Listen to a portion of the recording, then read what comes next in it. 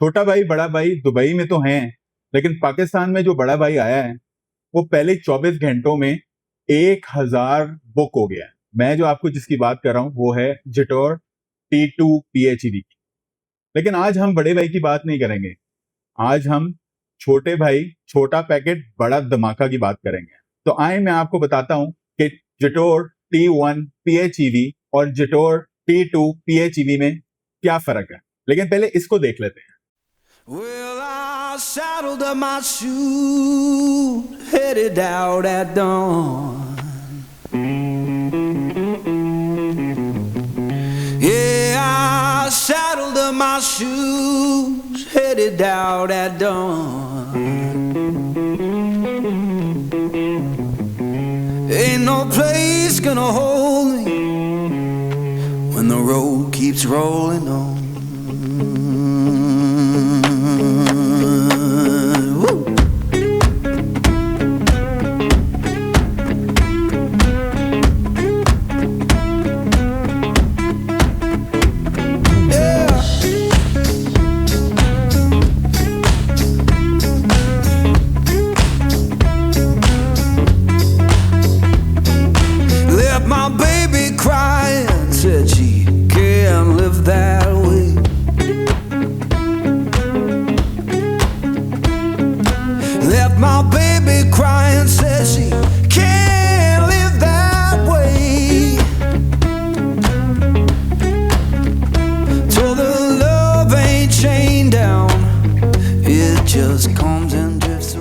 जिटोर Chery का एक premium brand है जो कि यूनाइटेड मोटर्स वाले पाकिस्तान में लेके आए हैं, और जिटोर T2 की अभी रिसेंटली प्राइस लॉन्च की गई है और बहुत ही जबरदस्त प्राइस निकाली है। बुकिंग ओपन है और डिलीवरी सितंबर में दी जा रही है। T1 PHEV अभी अनवील की है, लेकिन अभी इसकी प्राइस डिस्क्लोज नहीं की गई। हम उसको सबसे पहले आपके पास लेके आएंगे, लेकिन पहले इसकी डायमेंशंस देख लेते हैं। T1 PHEV की जो लेंथ है वो 4705 मिलीमीटर है, width 1967 millimetre, height 1840 millimetre, wheel base 2800 millimetre, ground clearance 199 millimetre. ये बहुत ही बेहतरीन एक ग्राउंड क्लियरेंस है। आपको स्पीड ब्रेकर की, खड्डों की, रोड कंडीशन की बिल्कुल भी फिक्र करने की जरूरत नहीं पड़ेगी। इस गाड़ी की ग्राउंड क्लियरेंस बहुत अच्छी है। T2 PHEV की अगर डायमेंशंस देखें तो इसकी length 4785 millimetre, width 2006 millimetre, height 1880 millimetre, wheel base 2800 millimetre, ground clearance 220 millimetre. T2 और T1 की ग्राउंड क्लियरेंस बिल्कुल सेम है, 2800 मिलीमीटर। इसका मतलब है कि इनर कैबिन जो है वो दोनों का सेम होने वाला है। तो आए इसके परफॉर्मेंस फिगर्स देख लेते हैं और इसको समझ लेते हैं। T1 PHEV में 1.5 टर्बो इंजन और इलेक्ट्रिक मोटर आती है। ये 1 स्पीड डेडिकेटेड हाइब्रिड ट्रांसमिशन है। इसकी ब्रेकिंग हॉर्स पावर 340 है और इसका न्यूटन मीटर टॉर्क 530 है। ये फॉरवर्ड व्हील ड्राइव है। इसके ड्राइविंग मोड में है sports, economy, normal, snow, EV और HEV है। T2 PHEV के अगर मैं परफॉर्मेंस फिगर आपको बताऊं तो वो 1.5 litre turbo engine plus electric motor है और इसके अंदर 3 स्पीड डेडिकेटेड ट्रांसमिशन आती है। इसकी ब्रेकिंग हॉर्स पावर 360 HP है और इसका जो न्यूटन मीटर टॉर्क है वो 610 है। ये भी फॉरवर्ड व्हील ड्राइव है और इसमें जो ड्राइविंग मोड्स आते हैं वो normal, sports, economy, snow, EV और HEV है। अब 1 स्पीड DHT और 3 स्पीड DHT को समझ लेते हैं। 1 स्पीड DHT क्या होता है कि जब आपका 1 स्पीड ट्रांसमिशन होती है तो उसके अंदर जो पार्ट्स होते हैं और आपकी जो एनर्जी है वो ज्यादा जाया नहीं होती। इसकी फ्यूल एफिशिएंसी जो है वो बहुत ही अच्छी होती है, तो ये आपको बहुत अच्छी माइलेज दे देगी। जबकि 3 स्पीड DHT किस लिए काम आती है, क्योंकि उसका रिस्पॉन्स जो है वो बहुत क्विक होता है। तो हाईवे पे या फुल पैडल डाउन पे उसका जो रिस्पॉन्स है वो बहुत क्विक है, लेकिन उसका एक ड्रॉबैक है कि उसकी फ्यूल एफिशिएंसी उतनी बेहतर नहीं है। अब वो बात जो ये दोनों गाड़ियां बहुत ही एक बॉक्सी और एक फुल SUV स्टाइल में है, लेकिन दोनों ही फॉरवर्ड व्हील ड्राइव हैं, ना ऑल व्हील ड्राइव हैं, ना 4x4 हैं। चले आए अब इसकी बैटरी और हाइब्रिड सिस्टम को समझ लेते हैं। इसकी बैटरी LFP केमिस्ट्री की टेक्नोलॉजी रखती है और इसकी कैपेसिटी 18.4 किलोवाट आवर की है। ये दोनों में सेम है। T1 की जो क्लेम ईवी रेंज है वो 100 किलोमीटर है और कंबाइंड रेंज जो है वो 1200 किलोमीटर है। लेकिन रियलिस्टिक रेंज से देखा जाए तो इसकी ईवी पे 70 किलोमीटर ही आपको मिलेगा और कंबाइंड रेंज जो है वो 1100 किलोमीटर ही मिलेगी। जहां पे आप T2 की ऑफिशियल क्लेम देखें तो वो ईवी मोड पे 90 किलोमीटर चलती है और कंबाइंड रेंज में 1100 किलोमीटर चलती है और उसकी भी रियलिस्टिक रेंज देखें तो वो ऑलमोस्ट ईवी मोड पे 60 किलोमीटर चलती है और कंबाइंड रेंज में कोई 1000 किलोमीटर ही चलती है। इसकी डीसी चार्जिंग की कैपेसिटी देखें तो ये 30% से 80% 30 मिनट्स में जा सकती है। इसमें V2L का ऑप्शन भी है जो कि 3.3 किलोवाट का है। इसके चार्जिंग साइकिल जो है वो 3000 प्लस हैं और ये फ्यूल भी RON 92 यानी आप नॉर्मल सुपर पे भी इसको चला सकते हैं।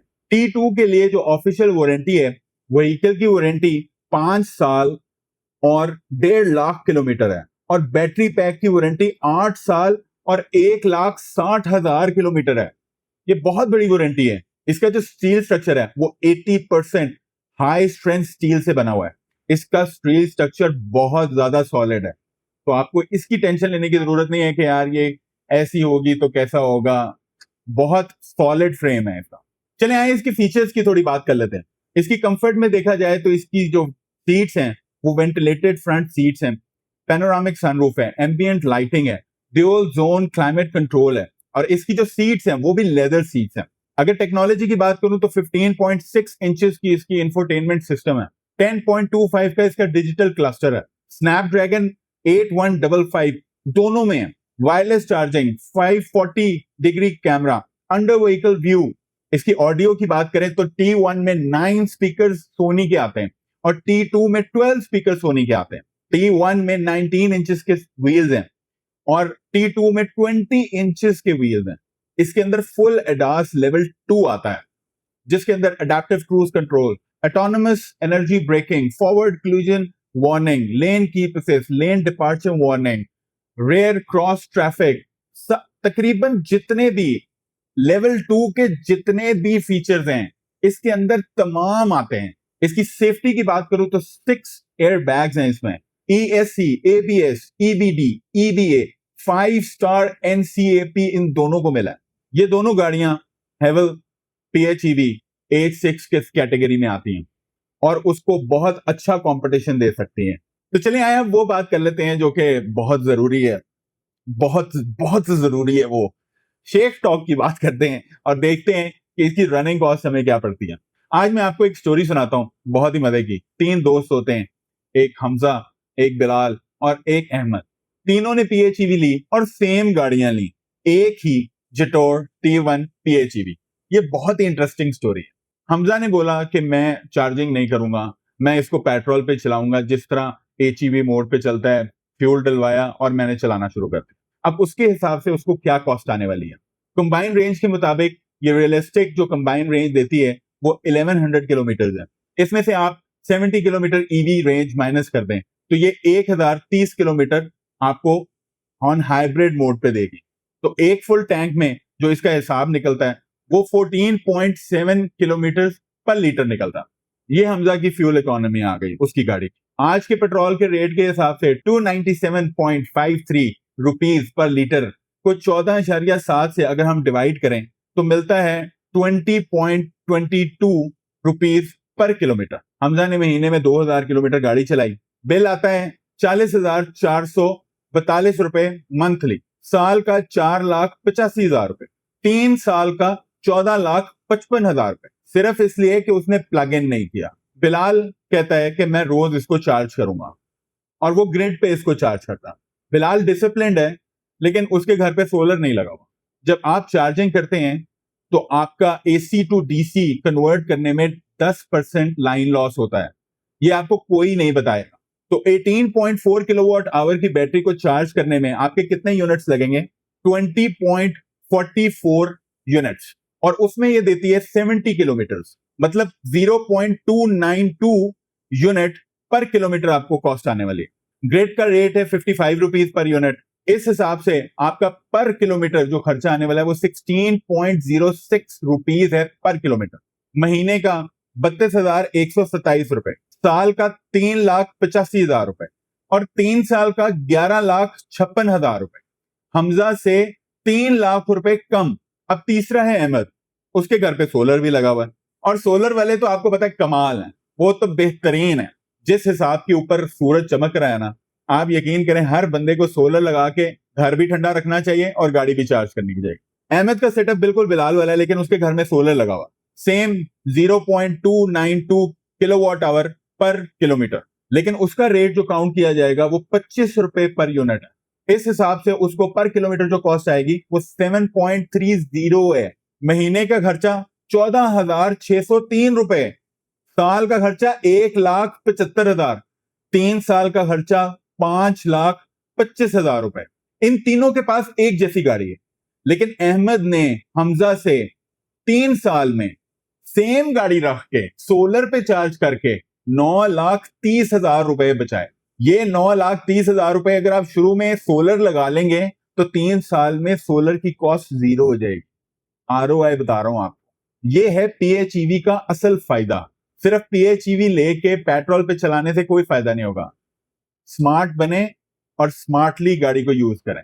इसकी डीलरशिप और सर्विस की बात कर लेते हैं तो यूनाइटेड मोटर का जो नेटवर्क है वो कराची, लाहौर, इस्लामाबाद, रावलपिंडी, मुल्तान, फैसलाबाद, गुजरांवाला, गुजरात और पेशावर में मौजूद है। और एक जरूरी चीज इन्होंने लिखी है कि यूनाइटेड मोटर्स PVT लिमिटेड के नाम पे ही पे ऑर्डर बनाएं और फ्रॉड से बचें। तो आप इस बात का जरूर ख्याल करें कि कंपनी के नाम पे आपने पे ऑर्डर बनाना है और उनसे डिटेल्स जरूर ले लें। अब वो एक जरूरी चीज जिसके लिए बहुत ही हमने इंतजार किया, जो है प्राइस रिवील। T2 1,27,95,000 रुपए की अभी पिछले दिनों कंफर्म हो गई है। बहुत ही अच्छी प्राइस में निकाली है। लेकिन T1 की जो मुझे लगता है प्राइस होगी वो होगी 1,05,00,000 रुपए। कहीं ना कहीं मेरा अंदर इंस्टिंक्ट कहता है कि अगर इसकी वाओ प्राइस लेनी है ना तो ये 99,99,900 रुपए अगर निकाल देंगे ना तो ये वाओ प्राइस होगी। आप यकीन करें कि इस प्राइस में इस गाड़ी को कोई टक्कर नहीं दे सकेगा। अगर आपको ज्यादा पावर चाहिए और आपको एक रगेड बड़ी अच्छी सॉलिड गाड़ी चाहिए और पैसों का कोई मसला नहीं है तो T2 PHEV एक बहुत ही खूबसूरत गाड़ी है। लेकिन अगर आप उसका छोटे भाई का इंतजार करना चाहते हैं, जो छोटा तो कहलाता है लेकिन छोटा है नहीं, तो आप T1 PHEV का जरूर इंतजार कीजिएगा। और अगर वो इस प्राइस में इन्होंने निकाल दी तो आप यकीन कीजिए मैं खुद जाके इसका पर्सनली वॉक थ्रू भी करूंगा और इसके ऊपर एक डिटेल व्लॉग बनाऊंगा। आपका वोट क्या है? आप अपने कमेंट्स में बताएं कि आपको T2 पसंद है और आप क्या T1 का इंतजार करेंगे या आप T1 या T2 की जगह किसी और गाड़ी को कंसिडर करेंगे। मैं आपके कमेंट्स का इंतजार करूंगा। प्लीज लाइक और शेयर और सब्सक्राइब कर दें। अपना बहुत ख्याल रखें। मैं हूं बिलाल शेख, आप देख रहे हैं ड्राइव मी क्रेजी। अल्लाह हाफिज।